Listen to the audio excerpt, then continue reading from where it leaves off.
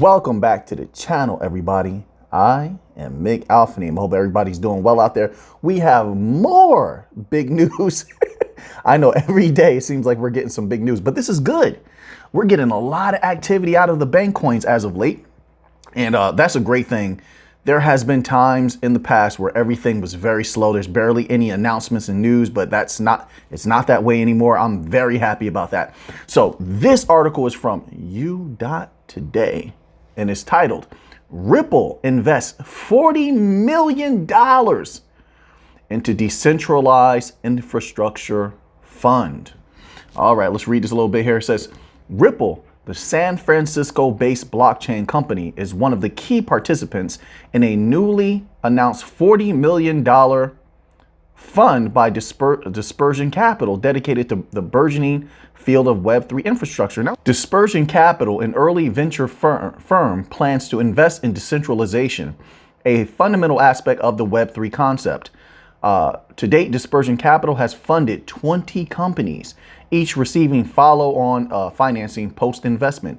Patrick Chang, founder and managing partner of Dispersion Capital, has a strong background in Web3 sphere, stemming from his time leading Samsung's next blockchain investments.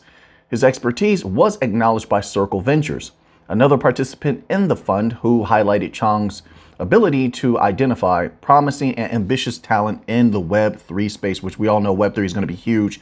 I expect billions to start flowing through Web3, and as Web3 becomes the dominant layer on top of the old, infrastructures, possibly trillions flowing through there. Web3 is going to have a lot of digital banks. See, you gotta realize that a lot of banks been closing down their branches. They're trying to go digital with the whole metaverse, Web3, however that fits together. So, we'll keep an eye on it. We'll see what happens. But if that does happen, then yeah, so a lot of capital is going to be flowing through there. As you know, a lot of business has moved to online. A lot of people still have a lot of physical stores, but majority of their sales, not everyone, but a great deal of businesses, majority of their sales come online. People been wielding online pretty good as of the last decade. Just my humble opinion, my observation. So a lot of capital is going to flow through Web3, just my humble opinion.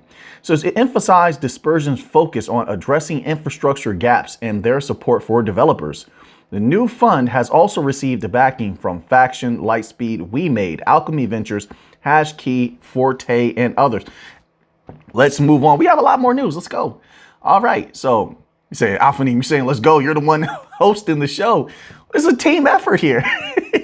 All right. Anyway, hope everybody's having a good day. This article is from cryptonews.com. Now, this is a lengthy article. They have a lot of information here. So we're scrolling almost all the way to the bottom here, near the section that's titled, Can XRP Hit $10 in 2023?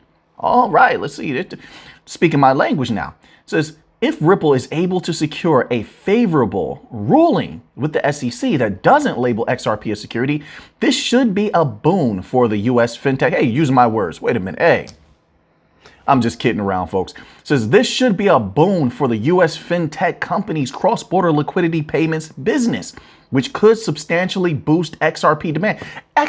Well, just my humble opinion, XRP will go wild. And as it goes up, it will drag XLM up with it. Remember that? I think all the bank coins will have a run at that time. But just focusing in on XRP, if we win this case, XRP can run wild at any moment. And I'm not saying immediately it's going to go to generational wealth status, but it will be delicious gains, just ridiculous gains, in my humble opinion. Everything in degrees, but yeah, sky's the limit at that particular time. Let's continue on here. It says, can XRP hit $10 in 2023? Whilst a favorable ruling or outcome to the SEC lawsuit would certainly be a huge positive catalyst for XRP, and would very likely see the cryptocurrency become one of the best performers in the crypto space this year, more than 10x gains to hit $10 per token this year might be an overly optimistic forecast. Yeah, but I'm not worried about that at all. Look, let's get to $2 to $3 first. That's how I feel. I had a lot of subscribers in one of the videos recently say the same thing. I feel the same way. Let's one step at a time. One step at a time. We're not unreasonable. We're very reasonable, very logical over here, okay? It says, yes, macro conditions are set to improve this year with the Fed's rate hiking cycle looking likely to already be over. Are you sure about that? Are you sure about that? I call it 50-50 at this point. I don't see how they stop I just don't see how they're going to stop raising rates at this particular time. A lot of other, economists and, CEOs, I have to say that because I believe JP Morgan was also saying this, that they may have to go a little bit further, do a little bit more. I think they have to do a lot more, to be quite honest. But, I'm just keeping my eyes on it, trying to stay balanced. But I don't think it's over, but it could be. We'll keep our eyes on it and we'll adjust. We adjust here accordingly. Our opponent expand, we contract. And when our opponent contract, we expand. Who said that? Master Bruce said that. All right. You know your Jeet Kune Do? All right.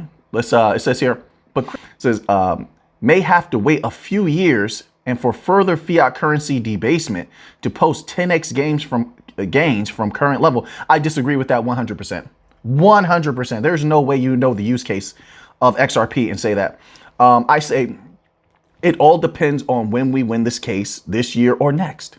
And then how fast regulations are rolled out around the world and how fast Ripple can deploy and on how many banks it can deploy on. Those are the catalysts, the main catalysts and variables that I can think of right now that I'm keeping my eye on. If all of those can happen rapidly, once again, sky's the limit. If you understand how much capital could be flown through XRP, not financial advice. I'm not a financial advisor. I'm just looking at things logically. So no, I would say from now to next year, we see what happens. In 2 years, I'm expecting already. 2 years from now, I'm expecting already to be in the second wave, the second wave of capital flooding into XRP. That's adjustable, of course, given a bunch of different variables that we can calculate. But that's personally how I feel. Just my humble opinion. It says here, while blue chip cryptocurrencies may continue to perform well in the coming months and years, investors should nonetheless always be on the lookout to diversify their crypto holdings. I wouldn't just say crypto holdings. I would diversify across the board. Make sure you got some good balance in there. Something goes down, another one is something else is going up. And you keep a good balance. Once again, not financial advice, but diversification is very important. You got some long-term stuff to really preserve your value where there's going to be growth over time, solid growth over time. There's solid catalysts in industries that aren't going away, things like that. So I think not just in crypto, but diversification is good across the board. Just my humble opinion. But I do know a lot of people, they're just in one thing. Some people only have XRP. Some people only have XLM. Some people only are into stocks, to each his own. You have to know what's best for you. That's how I feel. So now let's move on to another article here. So this article here is from zcrypto.com and it's titled Ripple Expands European Foothold, More Activity. It's actually a little suspicious that they're dominating at this much. I mean, Ripple has been going insane in a good way. I mean, they're just making deals everywhere. They're shaking hands and, signing contracts everywhere, just expanding rapidly. I think they know something good about this case. I really do, especially with recent events. So everything's looking good right now. Let's read this little tidbit. It says, Ripple Labs is continuing to make power moves. According to Galaxy Digital's first quarter 2023 report, Ripple purchased shares of Bitstamp, one of the world's oldest and most established crypto exchanges, which were previously held by crypto VC firm Pantera Capital. We're familiar with them. Galaxy says it advised Pantera to sell its stake in Bitstamp to Ripple in Q1. It's unclear how much the acquisition cost Ripple. It doesn't matter to us as long as they use it the right way. Bitstamp is currently the 7th largest cryptocurrency in terms of trading volume, with around $163 million worth of cryptocurrencies traded in the past 24 hours. I think they meant 7th largest cryptocurrency exchange. They missed that little word there. It says, according to CoinMarketCap, this Ripple purchase deal comes as Galaxy Digital's investment banking team posted stellar growth. It says team posted stellar growth in the past year, fortifying its position as a leading investment bank for digital assets post FTX. All right, so just more good news. What does the acquisition mean for XRP? Says the purchase grabbed the XRP Army's attention, who uncovered that Pantera had previously invested in both Ripple Labs and Bitstamp. Like I said, we're familiar with Pantera. Notably, Bitstamp is presently the second largest market for XRP after Binance. Additionally, the exchange previously served as a gateway for Ripple, enabling entry into RippleNet. As we speak, XRP now accounts for 30% of total trading volume on Bitstamp, with the XRP/Euro pair being the most popular. All right, so now we're going to leave that there. Once again, that's on zcrypto.com. All right, stellar news. This is from, oh man, they've been going wild. This is from BPV again. Again, they're on fire. Once again, their website is p.bpventures.us. All right, and they came out with that article yesterday about the free anchors in a box, and today, boom, they're hitting the industry upside the head once again with this article titled, Welcome to BPV's Stellar Free Anchor in a Box Solution. So what they're saying is, hey, listen, we told everybody you come get this for free now on one of the absolute best bank coins out there. One of the best Bankcoin blockchains out there. And they're saying to them, this is what they're doing here. They're saying, hey, you know what? We're going to give it to you. We're going to show you how to use it. It says BPV is a consulting company dedicated to helping financial institutions leverage digital assets. In this presentation, we will introduce you to the concept of a stellar anchor, guide you. They're just walk. If you look at this, they have a video here, right? You can watch the video if that's for you.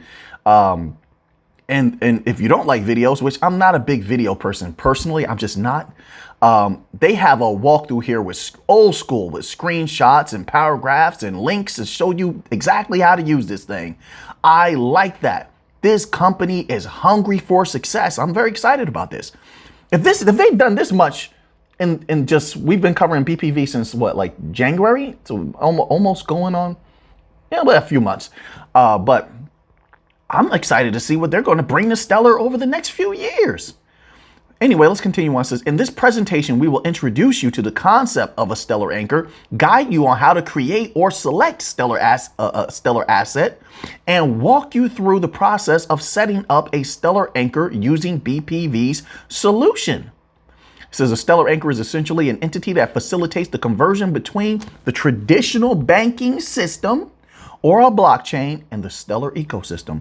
The best place to understand the concept of an anchor is the stellar.org website. I like that also, that they're giving traffic with an article that's clearly going to catch eyes. It's clearly going to do that.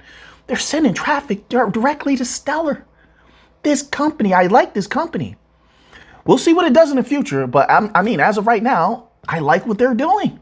So the best place to understand the concept of an anchor is stellar.org website.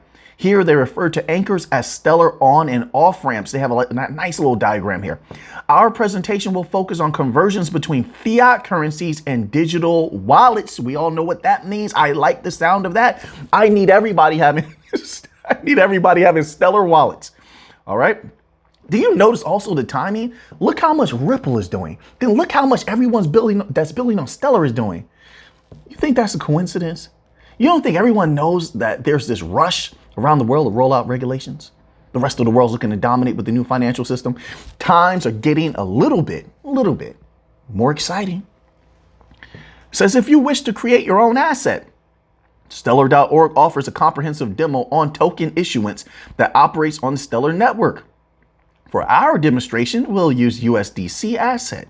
It doesn't matter which one they use. Deploy everything on Stellar. I want all the congestion on Stellar. And companies like this, they're trying to bring it. Very, very good. Very good stuff here. It says once your hot wallet is ready and you've decided on the asset use, I'm skipping a lot of things here. You are now ready to bridge, anchor in a box setup page. Remember, this is free. Input the necessary information, including the asset code and issuer. Okay, and they go into a lot of detail here. But the bottom line is this is very exciting. So just think about that. You have a lot of other offerings where, yeah, there's going to be a little bit of a fee. You can deal with some for-profit companies, but there's not really a lot of free offerings. This here, BPV is saying, listen, just bring the business to us. We're going to give you this out of the box for free.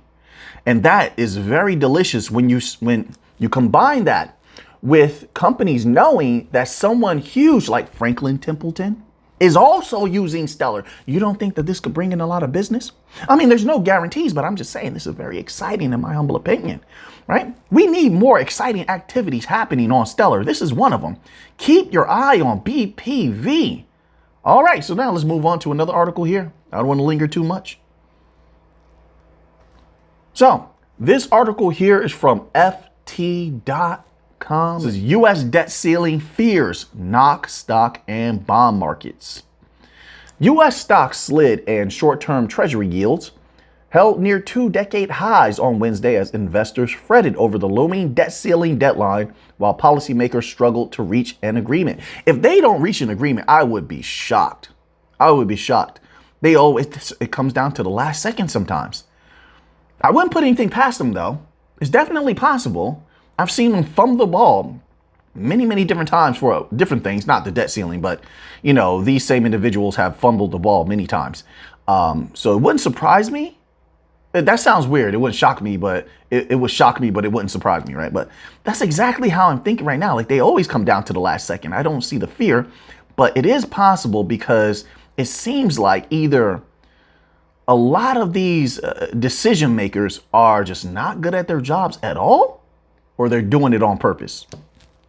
That's why I say that. You know, I have this sort of like, it wouldn't shock me, or it would shock me, but it wouldn't surprise me sort of, you know, a mind state going on. But we'll see. It says investors, okay, Wall Street's benchmark S&P 500 closed 0.7% lower, with all sectors in the red except energy. Yeah, everything was red today. The tech-heavy NASDAQ composite fell 0.6%. Both indices extended losses from the previous session as traders grew nervous over the prospect of an unprecedented U.S. government default in June. Exactly. That's what I'm saying. It's unprecedented. It doesn't mean it's not going to happen, but we'll see. I'm not worried at all. I'm prepared for anything that can come. I feel like I've prepared the best that I can for all possibilities, from this debt default to other problems that could arise in the future with the banks. So the Republican House Speaker Kevin McCarthy said on Wednesday his party's negotiators would return to the White House to, quote, try to finish the negotiations, unquote, on the debt ceiling, but warned the two sides were, quote, still far apart, unquote, on a number of issues. Quote, optimism over a debt ceiling deal is getting tired out, unquote, said Mohit Kumar, chief Europe financial economist at Jefferies. Says the yield on treasury bills that mature next month, at about the date the government could run out of money, eased slightly to 5.79%, having climbed to 5.88% overnight. The rate is at its highest level in more than 20 years, surpassing levels since before the financial crisis began in 2007. The yields on 2-year treasuries and 10-year notes were slightly higher. The yield at auction on a U.S. 21-day bill on Tuesday hit 6.2%, the highest level for any U.S. benchmark bond in more than 20 years. If you see this chart, oh my word, look at this chart. Holy smokes. Once again, that's on FT.com, all right, www.ft.com. Stocks paired losses late in the session after minutes from the Federal Open Market Committee's March meeting indicated that increased downside risk in the U.S. economy made its officials, quote, less certain, unquote, of the need to further lift interest rates. That's what I'm saying. So many people are saying it's already over. And it's like, I don't think it's already over. It's about 50-50 possibility. But I personally think that they need to keep raising those rates. Unfortunately, it's a necessary thing at this point. That's how I feel. Nearly 70% of traders expect the Fed to not raise rates at its next meeting in June. I see the logic doesn't make any sense. If they're going to raise it after that, they might as well just continuously raise and just end the raisings early. That's how I feel. Instead of skipping one and then have to go right back to doing it again. What's the logic there? That doesn't ease the pressure. You're going to have to put more pressure later anyway.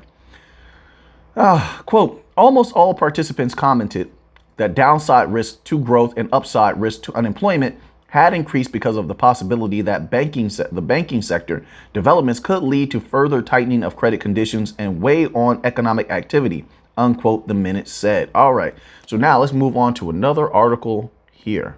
So this article here is from Realtor.com and it's titled Chaos how a U.S. debt default would eviscerate the housing market. Let's see what they have to say. It says, quote, there's too much riding on it, unquote, says Realtor.com chief economist Danielle Hale. Quote, it would be very bad for the economy. That would spill over into the housing market. Impact of a default cannot be overstated. If rising mortgage interest rates hammer the housing market, a default will be akin to dropping a redacted on it. Boom, you know. Mortgage interest rates would almost certainly shoot up. Popular government-backed loans could disappear, and government assistance provided to low-income renters could disappear. The pain would be shared among home buyers, sellers, landlords, and renters. Broadly, a default would imperil the nation's financial reputation globally as the U.S. fails to pay its debts. The stock market will likely tank. Government workers, contractors, Social Security recipients, and countless others could stop receiving the checks they rely on.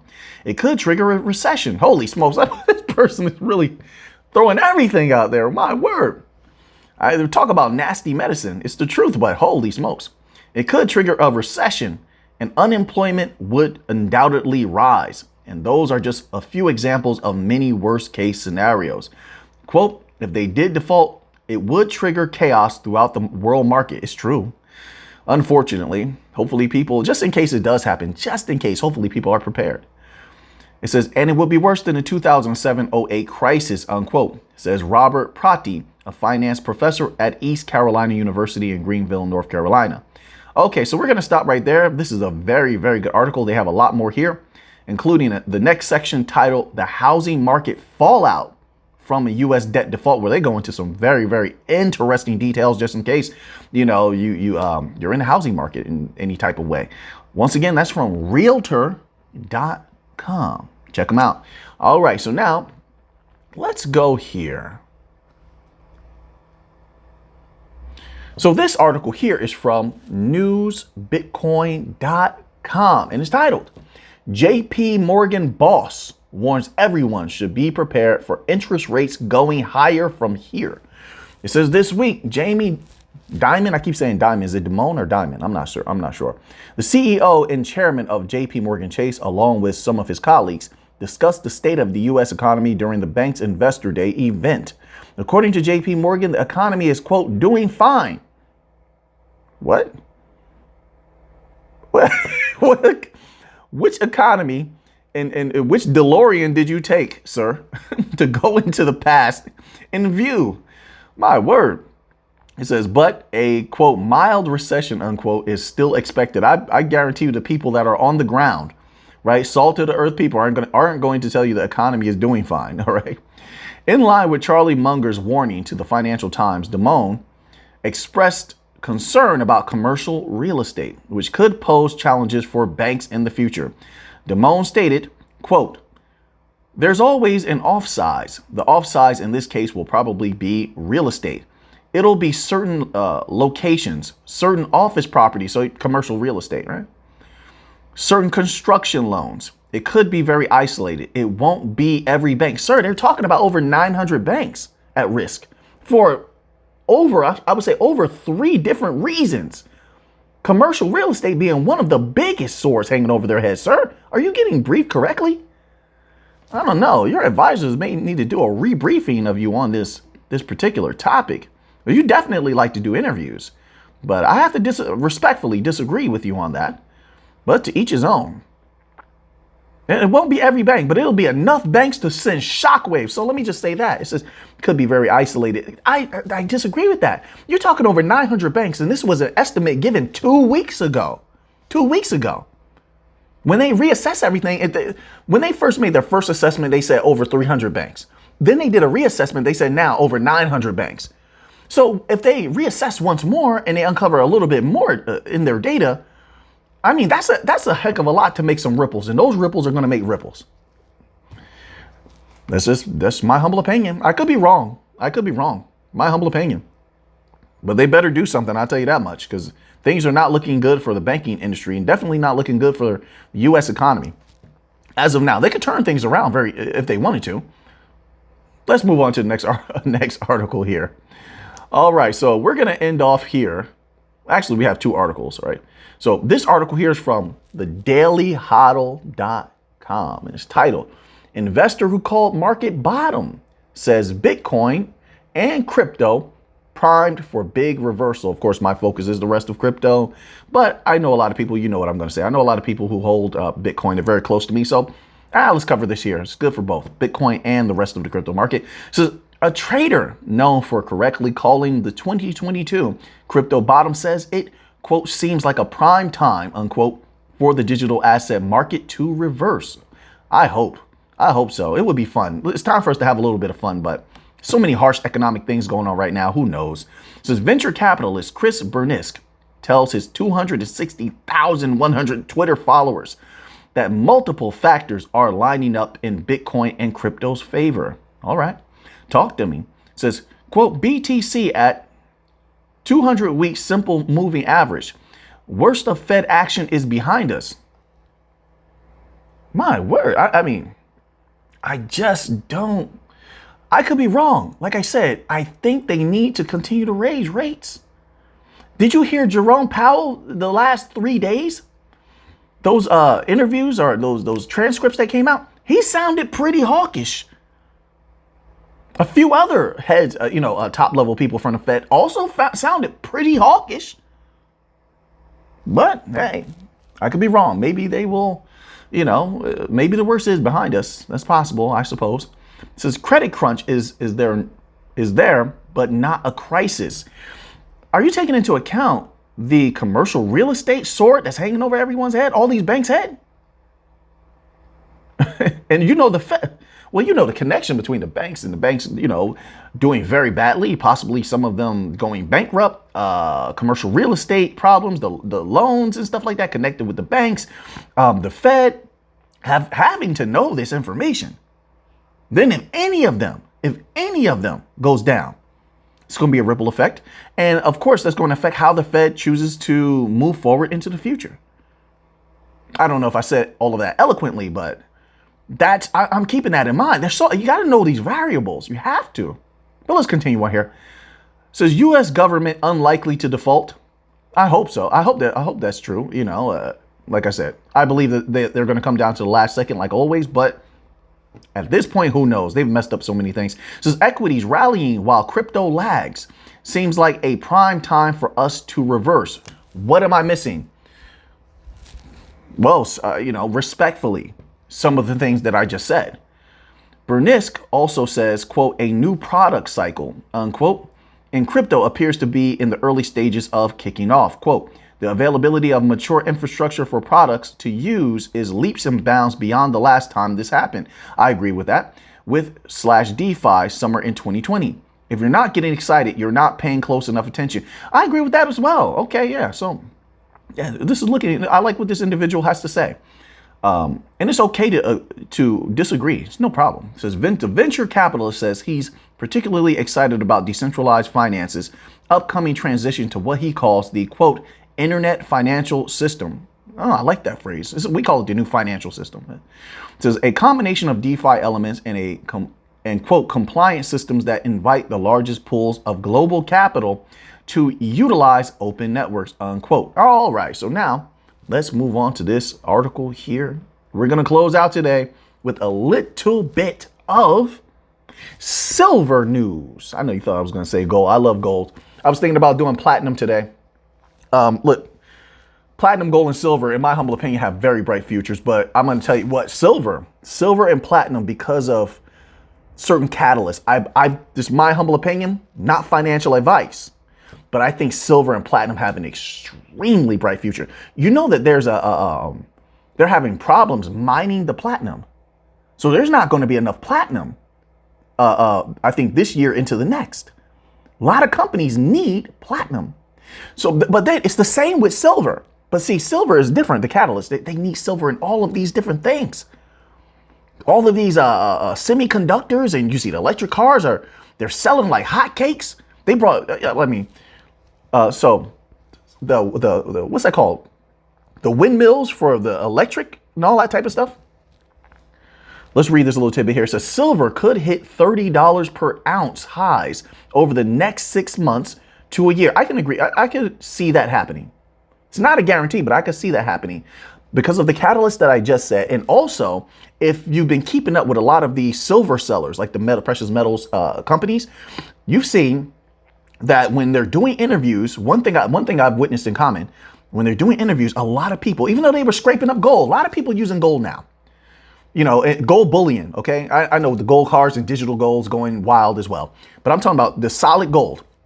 But what they've been saying is a lot of people, because it's more affordable, have been just stocking up on silver. Now, if that's true, and listen, I'm taking the word of a lot of different company speakers that I've been listening to and reading from. But if that's true, that also could be a catalyst that more people are getting into holding physical silver as a store of value. So it's something I'm keeping my eye on. So that could add to silver possibly reaching that.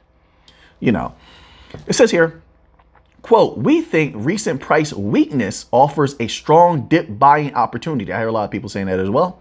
But we all knew the price was going to come down a little bit. We did a healthy pullback on gold and silver and platinum, especially given what's going on with the with the possibility of the interest rate either not rising or rising, you know, things like that. It says, quote, reiterating our call for $30 an ounce silver over the next 6 to 12 months as U.S. growth rolls over, even if emerging markets growth stagnates, unquote, Citi's analyst says. So it's coming from Citi. This is reputable. It says benchmark silver futures on New York's COMEX hovered at above mid $23 levels in Tuesday's trade, down almost 7% for May after cumulative gains of 20% over the past 2 months that took the metal above the $26 at one point.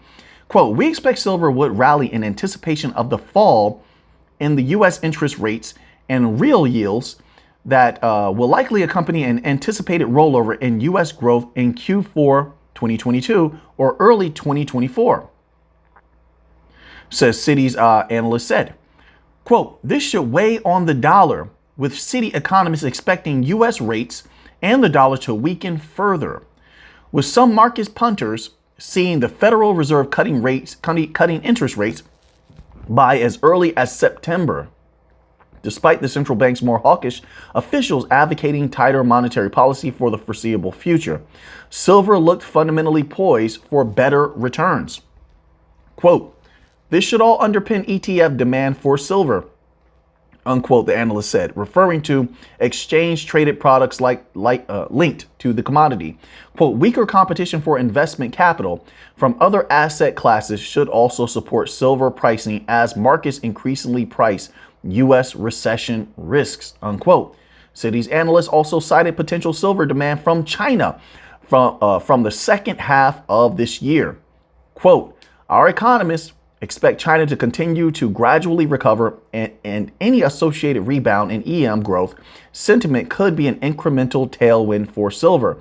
Emerging markets demand for silver has been weak, with China and India destocking, unquote. Okay, so now that you have that information, what are you going to do with it? I know what I'm going to do with it. So until next time, let's get to the money.